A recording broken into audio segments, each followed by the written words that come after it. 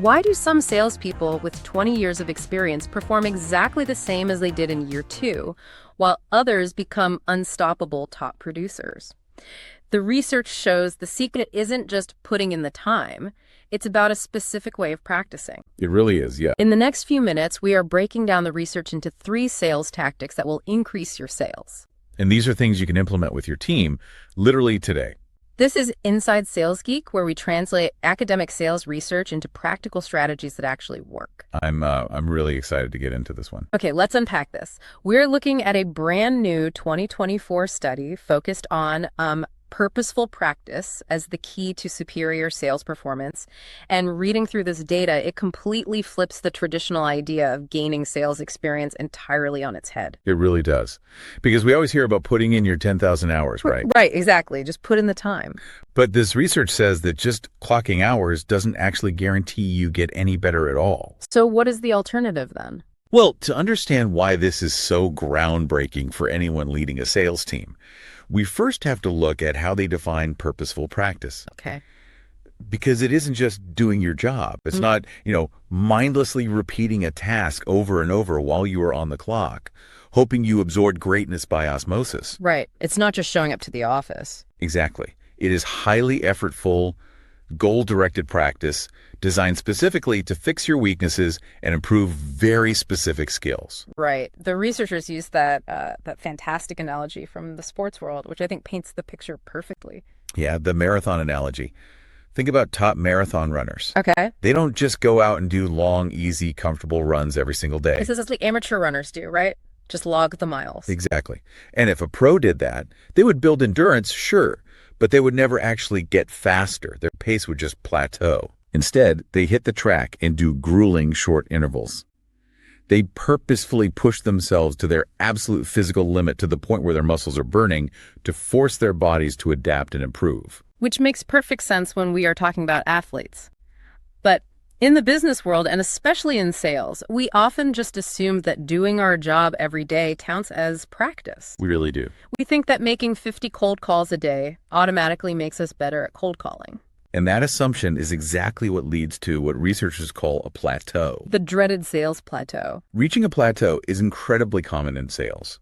When you first start out, you learn rapidly because everything is new. Every objection is a learning experience. Right. But once a salesperson gets good enough to just survive the job and hit a basic quota, a dangerous thing happens. That's that. Their behavior becomes automatic. They stop putting in that intense mental effort. Precisely. They just cruise on autopilot. And because they stop struggling, they stop improving. Purposeful practice is the specific mechanism the researchers identified that breaks that plateau. Here's what surprised me about this research, because everyone knows that salespeople ask questions. It is the absolute foundation of selling. Right, it's sales 101. But the study found a massive, undeniable gap in how different experience levels actually do it. While all salespeople ask questions, experts do it with intense, deliberate purpose. They do. The study found that 67% of top experts use asking questions and probing as a purposeful practice tool to uncover underlying customer needs. Compare that to the novices. A huge drop-off. Yeah, only 8% of novices do this purposefully, 8%. What's fascinating here is the intent behind those questions. This isn't about reading from a rigid script or filling out a mandatory checklist on your CRM so your manager leaves you alone. Right, just checking boxes. Exactly. It requires massive cognitive effort. And when we say cognitive effort, we're talking about your brain practically sweating, right? That's a great way to put it. Because you aren't just passively listening to their answers. You're working the whole time. Exactly. You're analyzing their tone, predicting their objections, and calculating the exact right follow-up question to peel back the next layer of their problem. All in real time. Yes. It is mentally exhausting work. Okay, but let me play devil's advocate for a second. Go for it. Let's look at a real-world scenario. Say a novice asks basic, surface-level questions on a discovery call. Like what? Like, how many users do you have? Or what is your budget? Right. Isn't finding out the budget or user count just good, solid qualifying? Why is the research saying that is a bad thing? Well, it's not that finding out the budget is inherently bad. Okay. But it's about what happens in the novice's brain the second they get that information. The moment the customer gives an answer that vaguely fits one of their products, the novice's brain clicks into pitch mode. Okay. They take the easy automatic route. They stop listening, they stop diagnosing, and they just start presenting features. They hear a tiny opening and immediately rush the stage. Right. They can't handle the silence or the tension of digging deeper. But the expert stays in the difficult zone. They resist the urge to pitch. Even when they have the perfect solution ready to go. Especially then. Yeah. They ask why the customer needs the product, and they probe deep into the business problem until they find the absolute root cause before ever mentioning a single solution. So if the prospect says, our current software is too slow, the expert doesn't immediately jump in with, well, our software is the fastest on the market. Never. The expert asks, what is that slowness preventing your team from accomplishing? Right, they're diagnosing the actual illness. Exactly. And then they hit them with, how is that delay impacting your quarterly revenue? Wow. They're using the conversation as a deliberate practice session to get better at uncovering the real pain. They make the customer think about their own problem in a new way. So what this means for you and your team is that you have to fundamentally change how you train discovery. You really do. You can't just hand your team a printed list of discovery questions and assume the job is done.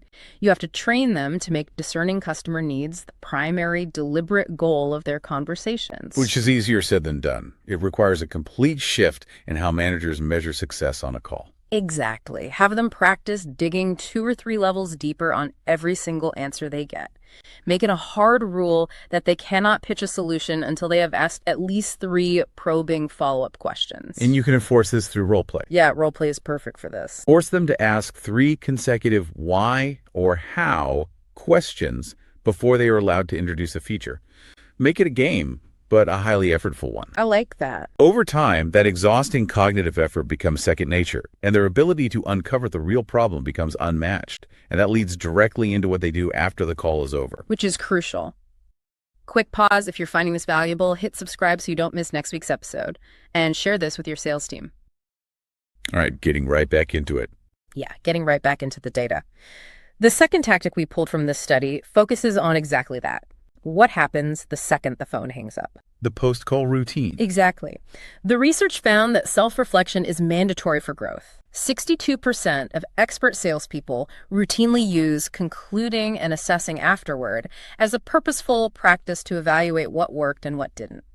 This next part is crucial because this is a fundamental law of skill acquisition. Yeah. Without reflection, there is no learning. Period. But it's so easy to skip. Right. Oh, absolutely. Especially when things go wrong. Let's work through another scenario. Sure. You just lost a major deal that you spent 3 months working on. Ouch. Right. So a novice hangs up the phone, gets angry, blames the competitor's aggressive pricing, complains to a coworker by the coffee machine, and immediately moves on to the next lead. Because they want to forget the pain of the loss as quickly as possible. It's natural. That is the natural human reaction. They externalize the blame so their ego doesn't take a hit.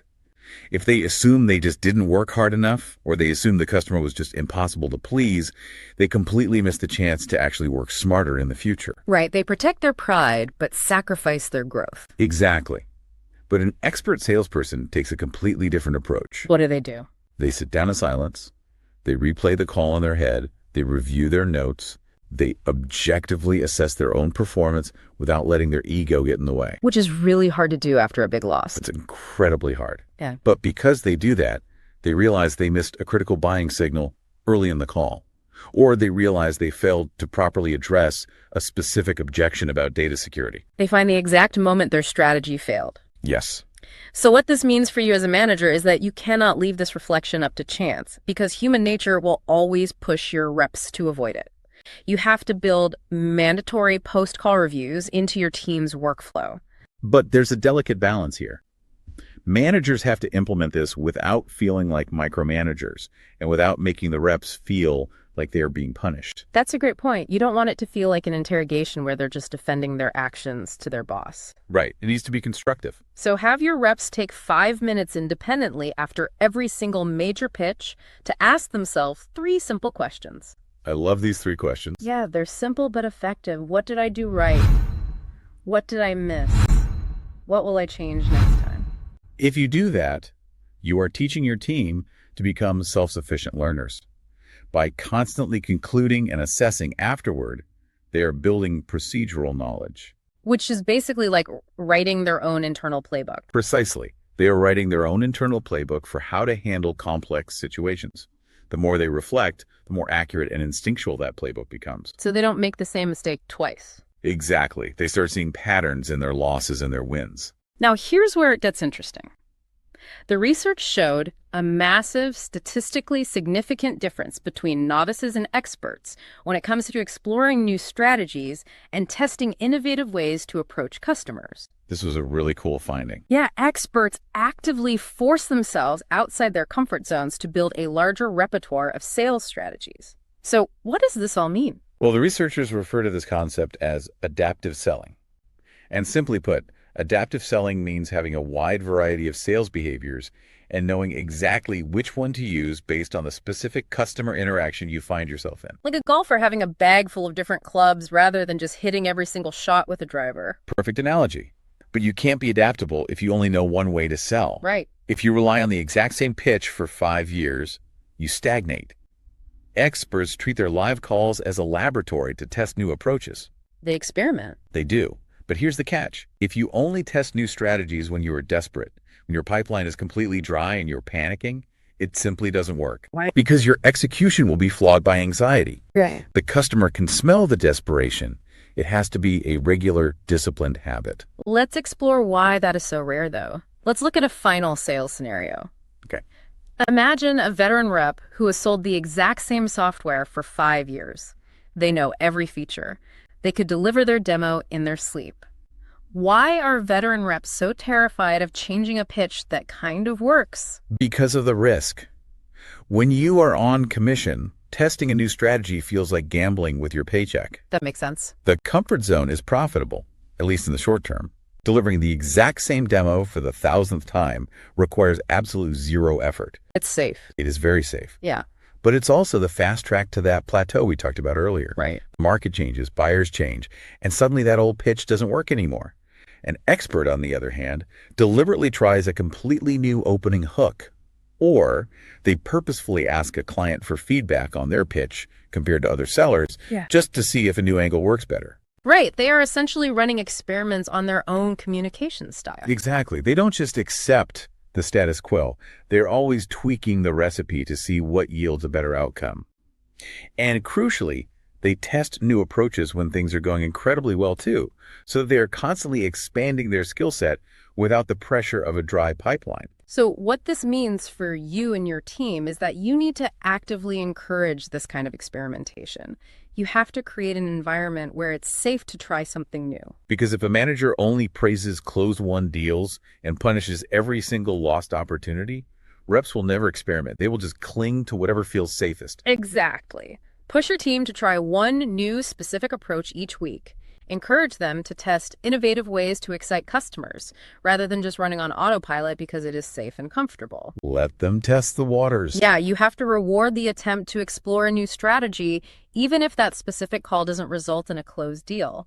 Give them permission to fail in the pursuit of finding a better way to sell. If we connect this to the bigger picture, if the length of experience doesn't actually guarantee better performance, you need to look very closely at your sales floor today. That can be a tough mirror to look into. It is. Are your 10-year veterans actually experts? Or are they just novices who have repeated their first year of experience 10 times? Wow. Yeah, that's a powerful question to leave people with. It changes everything about how you look at tenure. Let's recap the 3 tactics you can implement tomorrow. First, use purposeful questioning and probing to dig into the real why behind a customer's request. Second, implement a strict concluding and assessing afterward routine to learn from every single pitch. Third, actively explore new strategies by testing one innovative approach on a call instead of running on autopilot.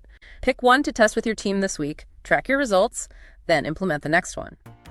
This has been Inside Sales Geek, translating academic research into wins for your